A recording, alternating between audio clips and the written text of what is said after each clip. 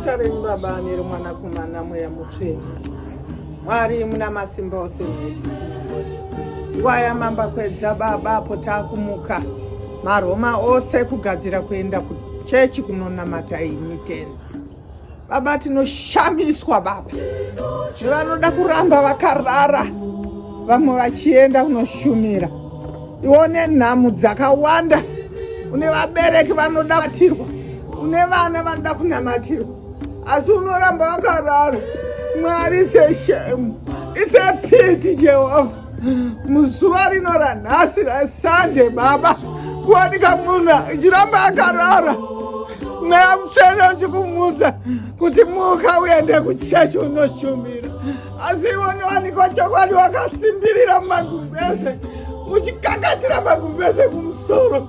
It's a pity, it's a shame.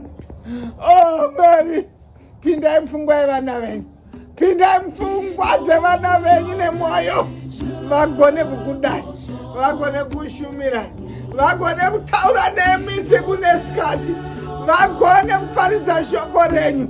Mafata chaiwo agadzirira kubva 12 midnight vachigadzirira vachiita midnight. Vana ngavamuke muzita raJesu Kristu weNazareti. Anamata nekutenda mbiri nerikudzo tichizvitorera kukwayana muzita renyu Baba nereMwanakomana Mweya Mutsvene. Amen.